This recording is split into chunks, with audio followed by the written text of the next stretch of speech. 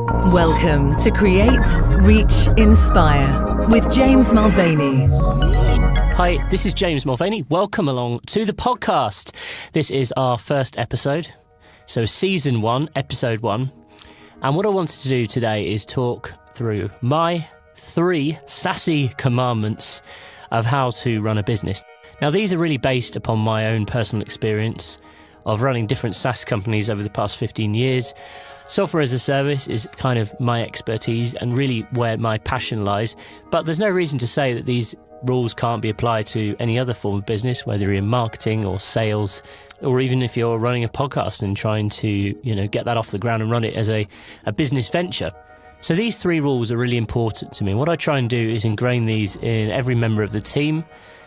They aren't kind of written up on the wall or anything cheesy like that, but these are kind of the drivers behind what I believe makes a successful company. Having run various different companies myself over the past 15 years, I would attribute multiple millions of revenue to these 3 rules.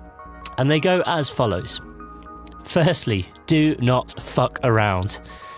This can kind of be interpreted in so many different ways, but I think it's important that when you're going into starting a new company, or if you're kind of trying to focus on growth, or if you're trying to focus on building a team, or whatever it might be, that you kind of take it seriously. You can't go into business and have it as one big fun and game, or be running it as a kind of joke. You need to be really on the ball in terms of everything you do.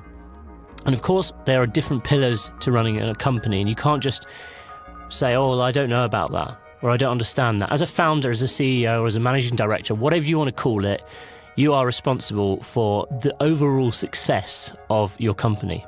So you can't have time to mess around. You've got to make sure that you are focused and, you've got your finger on the pulse of every aspect of your business. Sure, you don't have to understand everything fully. You can hire in the right talent, and I always believe that you should try and hire people who know more than you. So here is a good example. When I first started out, I used to do everything on my own. So I had my own company, but my own company was just me. I didn't have any staff or employees or anything like that.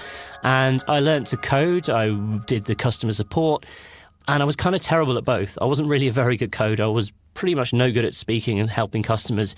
But I kind of got my hands dirty in both aspects and kind of gave me enough credibility. So when I did start hiring people, so for example, one of my first technical employees was John, who's now our CTO. I kind of could speak the language that he was speaking. I could kind of understand how databases were designed, or I could understand how code on a website connected to the code which happens on a server, which connects to the database, all this kind of stuff. And you can have those technical conversations and actually understand what's going on. So it's your responsibility as a founder or CEO to really understand the ins and outs of your business and not to mess around. Create, Reach, Inspire. Subscribe on your favourite app to get the latest episode, lightning fast. So my second commandment is perseverance is absolutely key. And here's what I mean by that. There's too many people who want results instantly these days.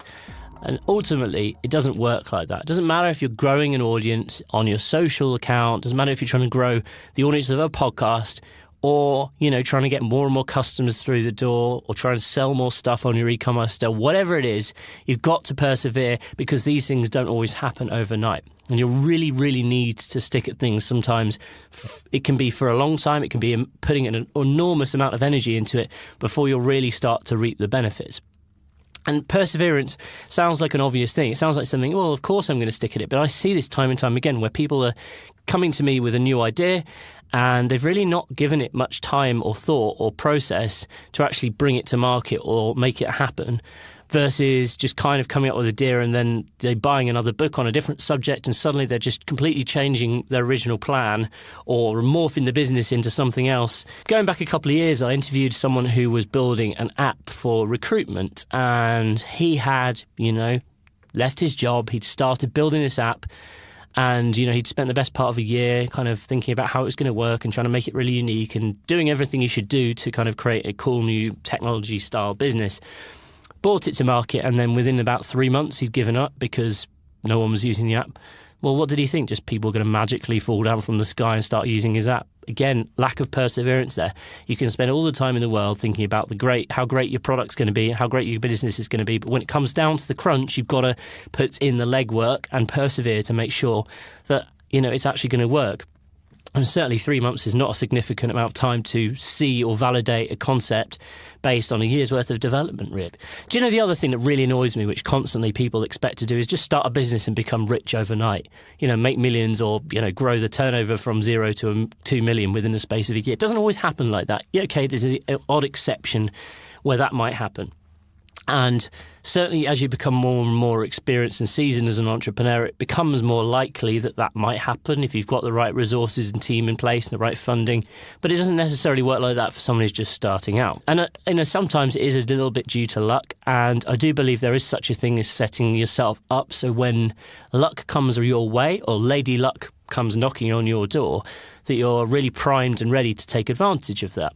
It takes me back to a few years ago when I just finished university. I was sort of 23, 24 years old around that time. And I'd built a business. I'd got a couple of staff and it was doing okay. I was making a good living, but things hadn't really taken off to a level where it was generating me a serious revenue or really kind of getting me to the level where I wanted to be in terms of general kind of profit within the company. But what I had done is spent several years kind of developing and perfecting the product and getting the marketing right. And one day, I got an email which changed my life, really, changed everything. And I'll probably go into this in more detail in another episode. But the point of the matter was, if I hadn't done everything I had done on the years leading up to that point, I wouldn't have been able to take advantage of this because the email was really offering me an opportunity that was too good to refuse. But I wouldn't have been offered that opportunity out of the blue. Right, it was offered to me for a specific reason because I'd already put the legwork in and, I'd kind of primed myself to take advantage of that. So, get to work and, make sure it's going to happen. Even if it doesn't happen straight away, you need to make sure that it's going to happen at some stage, and perseverance is fundamentally really important when you're bringing a product to market, when you're launching a social media marketing campaign, when you're starting a new advertising campaign, whatever it is you're doing, make sure you persevere, at least to a point where you know that you failed. And again, if you failed, learn from your mistakes. Okay, so let's move on to our final SaaSy commandment. The final commandment is always be single-minded. Single-mindedness, I think, as an entrepreneur is really make or break. So being single-minded isn't kind of about going in like a bull in a china shop and just bulldozing your way down, whatever it might be. But I think it's more about having maybe an emotional intelligence and being able to actually identify opportunities, and be able to take on feedback, but ultimately making sure that you sort of stay true to yourself and true to what it is you are kind of trying to do as a business.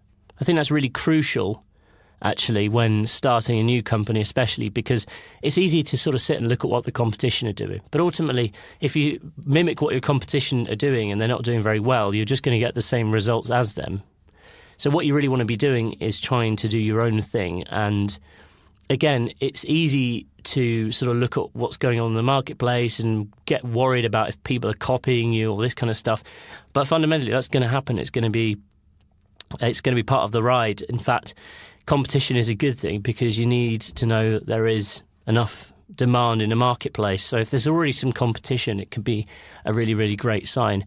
So I think being single-minded is a really valuable skill as an entrepreneur. And that's certainly something that I was kind of feel like quite lucky to have realised quite early on in my career.